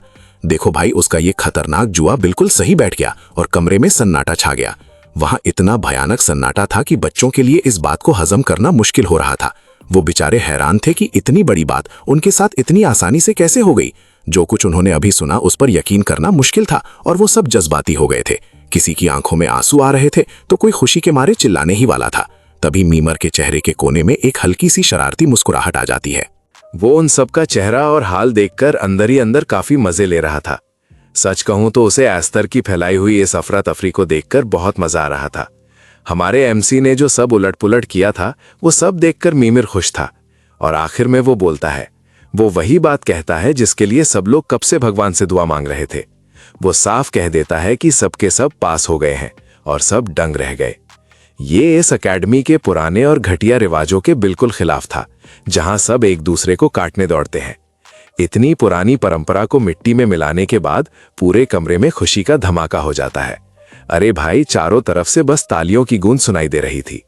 जो स्टूडेंट्स अभी कुछ देर पहले तक एक दूसरे के दुश्मन बने हुए थे, वो सब मिलकर जश्न मना रहे हैं, क्योंकि उनका फ्यूचर एक नाइट बनने का सपना अब पूरी तरह से पक्का हो चुका था। मीमिर बड़े गर्व के साथ उन सबका इस ड्रास्टल किंगडम में स्वागत करती है और इसी के साथ इस नाइट एकेडमी का वो हंगामा खत्म होता है, जो स्कूल के इतिहास का सबसे ज्यादा खतरनाक लेकिन कामयाब एंट्रेंस एग्जाम था। ये एग्जाम हमेशा याद रखा जाएगा। और फिर उस रात के वक्त पूरी एकेडमी चांद की रोशनी में एकदम शांति से भरी थी। हर तरफ सुकून था, लेकिन तभी वहां एक गहरी सांस लेने की आवाज आती है। ये एक चैन भरी सांस थी जो उन ऊंची दीवारों के बीच गूंज रही थी। एकेडमी के उस बड़े से बाथ हाउस के अंदर का नजारा कुछ और ही था, जहां सारे लड़के आखिरकार इतने दिनों की थकान के बाद आराम कर रहे थे। उनमें से एक तो खुशी से चिल्ला रहा था कि भाई, यहाँ का खाना कितना लाजवाब है और यहाँ की ठाट बात तो कमाल की है। उसने एक आम आदमी होने के नाते कभी सपने में भी इतना कुछ नहीं सोचा था। वो पानी में मजे से उछल कूद कर रहा होता है और सबको याद दिलाता है कि ये सब सिर्फ हमारे एमसी के उस खतरनाक और पागलपन भरे फैसले की वजह से मुमकिन हो पाया है। एस्टर के उस बड़े दांव ने सब बदल दिया और अब सबका मन एकदम हल्का था। देखो भाई, एग्जाम शुरू हुए काफी वक्त बीत चुका है और अब हमारा एमसी एस्टर अपने गीले बालों में हाथ फेर रहा है, क्योंकि इस बाथ हाउस की गर्मी की वजह से उसे थोड़ा सुकून मिल रहा है और एग्जाम की सारी थकान और परेशानी धीरे धीरे खत्म हो रही है। वहीं थोड़ी दूर पर वो आम घरों से आए बच्चे बहुत ज्यादा खुश दिख रहे हैं और उनके जश्न की गूंज पूरे संगमरमर के खंभों से टकरा रही है जब वो अपनी इस हैरत अंगेज जीत का मजा ले रहे हैं। तभी वहां नलिन गुस्से में पानी के अंदर कदम रखता है और उसके चेहरे पर गुस्सा साफ दिख रहा है। अरे यार, उसे इन आम लोगों का यूं शोर मचाना और धूमधाम से खुशी मनाना बिल्कुल भी पसंद नहीं आ रहा, क्योंकि उसे लगता है ये सब उसकी शान के खिलाफ है। इसलिए वो एक दूसरे लड़के पर बुरी तरह चिल्लाने लगता है जो उसे चिढ़ा रहा था और कहता है कि वो सिर्फ बराबरी पर माना था, लेकिन वो हमारे एमसी एस्टर से हारा बिल्कुल नहीं है। पर हमारा एस्टर पूल के किनारे आराम से टेका लगाकर एक मजेदार मुस्कुराहट दे रहा है और वो सोच रहा है कि कैसे उसने पहली बार एल्महाइम खानदान की नाक मिट्टी में मिला दी और उन्हें धूल चटा दी। वहां उसके नए साथी भी एक दूसरे को देखकर पक्का इरादा कर रहे हैं कि अब पीछे नहीं हटना। भाई, इन लोगों की ये नई दोस्ती देखकर लग रहा है कि दुश्मनों की हार पक्की है। ये चीज उन लोगों के बांटो और राज करो वाले गंदे नियम के खिलाफ एक खुली बगावत है।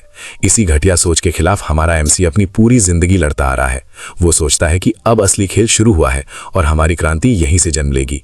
उसकी सुनहरी आंखों में एक ऐसी जुनून वाली आग दिख रही है जो रुकने का नाम नहीं ले रही। इतने घने धुएं और भाप में भी उसके इरादे एकदम साफ नजर आ रहे हैं। तभी उसका ध्यान अपनी बड़ी बहन फिन एल्महाइम की तरफ चला जाता है, जो इस खतरनाक एकेडमी में पहले से ही 1 साल गुजार चुकी है।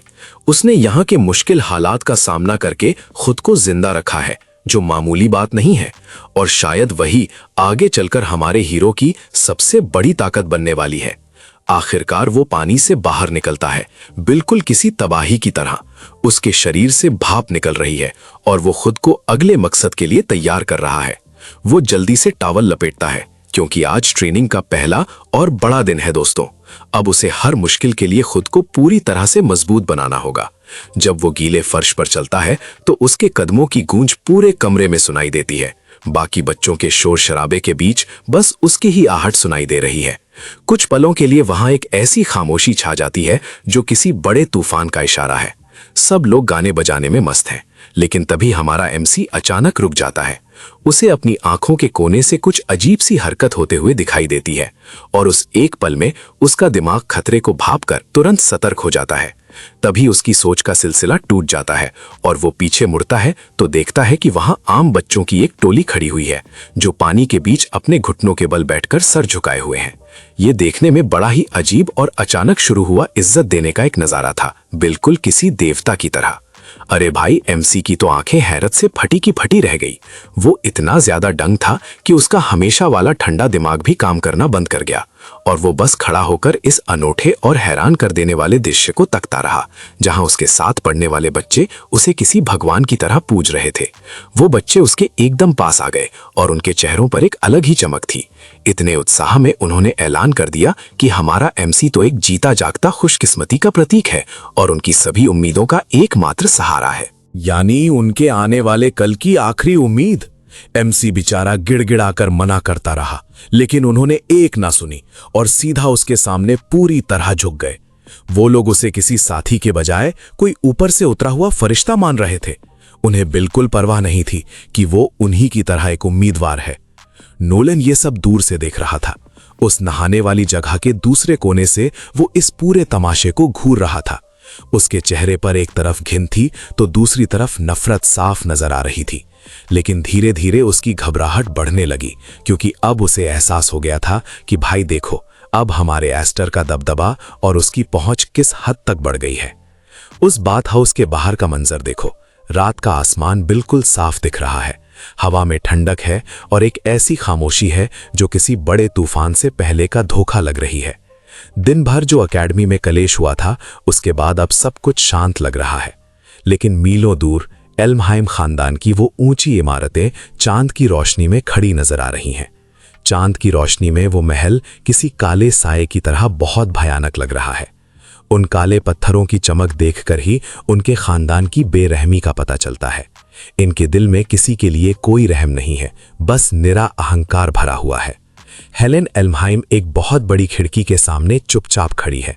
उसकी परछाई पूरे फर्श पर बहुत दूर तक फैली हुई है, जो काफी डरावनी लग रही है। और वहीं हॉल के बीच में बेचारा हारा हुआ ग्रायन घुटनों के बल गिरा हुआ है। वो उस बड़े से कमरे के बीचों बीच अपनी किस्मत को कोस रहा है। हेलेन का चेहरा गुस्से से इतना तमतमा रहा है कि देखकर ही किसी की भी हालत खराब हो जाए। वो बार बार वही बात दोहरा रही है जो एस्टर ने खुलेआम कही थी। एस्टर ने उस नाम को मिटाने की कसम खाई है जिसे हेलेन सबसे ऊपर और पवित्र मानती है। अपने खानदान की ऐसी तौहीन सुनकर ग्रायन ने अपना सर ठंडे फर्श पर टिका दिया है। उसका पूरा शरीर बुरी तरह कांप रहा है और वो खौफ के मारे बेबस हो गया है। वो रोते हुए गिड़गिड़ा रहा है और एक आखिरी मौका मांग रहा है। वो अपनी हार का धब्बा धोना चाहता है और अपनी बात जोर जोर से चिल्लाकर कह रहा है। भाई वो गिड़गिड़ा रहा है और कहता है कि वो इस गलती की भरपाई कर देगा। वो इतनी बड़ी चूक जिसकी वजह से ब्रांच फैमिली का एक मामूली लड़का उसने बिना किसी रुतबे के एंट्रेंस एग्जाम निकाल लिया। लेकिन भाई इससे पहले वो अपनी बात पूरी करता, एक भारी जूता सीधा उसके मुंह पर पड़ता है। इतनी जोर से लात मारी कि उसका सर झटके से पीछे हो गया और वहां बिछे हुए महंगे और सुंदर कालीन पर खून की छींटें बिखर गईं। अरे यार, सामने लिलियन आए एल्महाइम खड़ी है। वो उसके ऊपर चढ़कर खड़ी है और उसकी लैवेंडर पोनीटेल हवा में लहरा रही है। वो उस कचरे जैसे आदमी को देखकर गुस्से में गुर्रा रही है। वो बेचारा नीचे पड़ा तड़प रहा है और लिलियन उस पर हावी हो चुकी है। उसके चेहरे पर एक जालिम सी हंसी है और उसकी आंखों में वही पुरानी बेरहम चमक दिख रही है जो डर पैदा कर दे, क्योंकि यही तो एल्महाइम खानदान की असली फितरत और उनका खानदानी रौब है। वो उसका मजाक उड़ाते हुए उसकी तुलना डॉली से करती है, वो बदनसीब भाई जिसे मौत ने बहुत बुरी तरह से घेरा था, क्योंकि वो खानदान की उन ऊंची उम्मीदों को पूरा नहीं कर पाया था। इनके घर के उसूल ही इतने सख्त हैं कि ग्रियान ऊपर की तरफ देखता है। उसे दर्द और बहने वाले खून की वजह से सब धुंधला दिख रहा है, लेकिन उसकी आंखों में वो खौफ साफ दिख रहा है जो सिर्फ मौत के वक्त आता है। इस परिवार का कोई भाई बहन ही इस तकलीफ को सही मायने में समझ सकता है। लेकिन लिलियन अभी रुकी नहीं है। वो एक और जोरदार वार की तैयारी कर रही है। उसका हर मूव इतना खतरनाक और जानलेवा है, मानो वो उसकी बदतमीजी का बहुत बुरा अंजाम दिखा रही हो। वो उस पर लगातार लात बरसा रही है और हर चोट के साथ ग्रियन के दिमाग में वही बंदा घूम रहा है जिसने उसे इस मुश्किल हालात में ला खड़ा किया था। अरे भाई, वो बंदा एस्टर है। उसके दिमाग में वही ट्रेनिंग का मैदान याद आ रहा है जहां एस्टर ने हाथ आगे बढ़ाकर उसे एक बड़ा ही खौफनाक रास्ता दिखाया था, या तो साथ दो या फिर अपनी जान से हाथ धो बैठो। एस्टर की वो ठंडी और बिल्कुल शांत आवाज का एहसास उसे अब भी हो रहा है, जब उसने समझाया था कि अगर मां परिवार को उसकी हार का पता चला तो वो उसका क्या हाल करेंगे। एस्टर की आंखें उस वक्त बिल्कुल ठंडी और किसी बेरहम शिकारी जैसी थीं। ये एक खामोश वादा था कि बड़ा मालिक अब उसे, अरे भाई, हारे हुए बंदे पर रहम दिखाने का तो कोई सवाल ही नहीं उठता। ग्रियन को आज भी वो घूरती हुई आंखें सपनों में डराती हैं। हमारे एमसी एस्टर की मौजूदगी का वजन इतना भारी था कि उसे अपनी बहन की लाटों से भी ज्यादा खतरनाक एहसास हो रहा था। उसे डॉली के आखिरी पलों की वो खौफनाक तस्वीर बिल्कुल साफ याद है। वो भयानक नजारा देखकर तो किसी की भी रूह कांप जाए, और वही एस्टर की तरफ से दी गई आखिरी वार्निंग थी जब दोनों के बीच सौदा हो रहा था। उस वक्त एस्टर ने उसकी किस्मत ही बदल दी थी। इम्तिहान के दौरान एस्टर उसके इतने करीब आ गया था कि दोनों के कंधे एक दूसरे से टकरा रहे थे और उसकी वो फुसफुसाहट मौत के फरमान जैसी लग रही थी, जिसमें बचने की एक छोटी सी शर्त छुपी थी। एस्टर ने बस यही कहा कि तुम्हें अपना मुंह बंद रखना है। उसकी सुनहरी आंख गियोन पर ऐसे टिकी थी जैसे कोई बाज किसी कोने में दबे हुए चूहे को घूर रहा हो। एस्टर की चालाकी और अपने खुद के डर के नीचे दबकर गियोन बेचारा पूरी तरह हिम्मत हार चुका था और उसने सीधा मौत के मुंह में जाने के बदले एस्टर का दिया हुआ जिंदा रहने का रास्ता चुन लिया। अब कहानी वापस आज के वक्त में लौटती है, जहां एक मजबूत हाथ सामने आता है जो हवा में ही लिलियन की कलाई को बड़ी तेजी से पकड़ लेता है और बिना किसी मेहनत के उसके इस हमले को वहीं रोक देता है। भाई, ये दबदबा ही अलग है। और तभी गियोन बुरी तरह जमीन पर गिर जाता है। वो वहां बेजान होकर पड़ा होता है और उसकी आंखों में दर्द साफ दिखता है, लेकिन उसके चेहरे पर सुकून भी है, क्योंकि उसे अब लग रहा है कि वो बच जाएगा। वो बेचारा अपने से बड़े लोगों के खौफनाक दबदबे में वहां दबकर बैठा है। तभी जूलियस ए एल्महाइम बड़े घमंड के साथ नीचे की तरफ देखता है। उसके चेहरे पर एक गंदी मुस्कुराहट है और उसकी लाल आंखें काफी खौफनाक लग रही हैं। वो इस सब में मजे ढूंढ रहा है और बड़े आराम से वहां बैठा हुआ है। वो अपनी उस बड़ी सी कुर्सी पर पूरे रौब के साथ बैठा दिखाई देता है।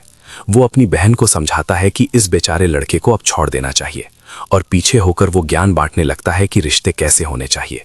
वो कहता है कि अपने खानदान की इज्जत के लिए परिवार को मिलकर रहना कितना जरूरी है। बस अपने नाम को बचाने के लिए वो ये सब नाटक कर रहा है। और तभी वो एल्फिन एल्महाइम के बालों को बड़ी बेरहमी से पकड़कर अपनी बात साफ करता है। बेचारे एल्फिन की आंखें फटी रह जाती हैं और उसका लोहे का मास्क उसकी लाचारी दिखाता है। वो बेचारा बिना कुछ बोले बस उसकी हर बात मानने पर पूरी तरह मजबूर है। वो पूरी तरह से उसके नीचे दबा हुआ है और तभी हेलेन एल्महाइम वहां से निकलने लगती है। अरे भाई, वो अपना हाथ उस भारी भरकम झंडे पर फेरती है जो उसके खानदान की पूरी ताकत और दबदबे का एक बड़ा निशान है।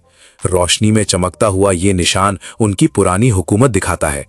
वो उस खौफ के बारे में सोच रही है जिसने सबको दबा कर रखा था, जिस डर ने सालों से उनके सिपाहियों को उनका गुलाम बनाए रखा है।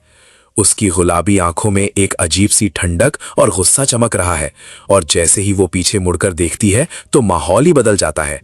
उसे अब समझ आ गया है कि उनका राज अब धीरे धीरे खत्म हो रहा है। उनकी ताकत के दिखावे में अब एक बड़ी दरार पड़ने लगी है। ये जो 7 विंग सामने आया है ना, उसने उनकी इज्जत मिट्टी में मिला दी है। हेलेन अब कमरे के बीच में बिल्कुल टन कर खड़ी हो जाती है और वहां खड़े जूलियस और लिलियन को अपना नया हुक्म सुनाती है, जबकि बेचारा ओवेन चुपचाप जूलियस के पैरों के पास पड़ा हुआ है। तभी हेलेन अपने बच्चों को बाहर निकालने का आदेश देती है। वो कहती है कि जाओ और दुश्मनों को फिर से याद दिला दो कि एल्महाइम नाम से पूरी दुनिया क्यों थर-थर कांपती है। ये सुनते ही लिलियन एल्महाइम एक बड़ी ही खतरनाक मुस्कान देती है। उसके चमकीले बाल रोशनी में चमक रहे हैं और वो पूरी तैयार है। वो जोश में अपनी मुट्ठी भींचती है और लड़ने के लिए बिल्कुल बेताब है। देखो भाई, हमारा एमसी अब पूरी तरह तैयार है ये साबित करने के लिए कि उसके खानदान की जो बेरहमी और खौफ दुनिया में मशहूर है वो कोई अफवाह या दिखावा नहीं है। जूलियस ए एल्महाइम की मुस्कुराहट अब एक खतरनाक शिकारी की तरह और भी गहरी हो जाती है। उसकी उन खूनी लाल आंखों में हद से ज्यादा घमंड भरा हुआ है। उसका पूरा इरादा है कि अपनी माँ के हुक्म को मानते हुए वो सबको दिखा देगा कि जो लोग उनके खिलाफ बोलने की हिम्मत करते हैं उनके साथ असली दहशत और तबाही कैसी होती है।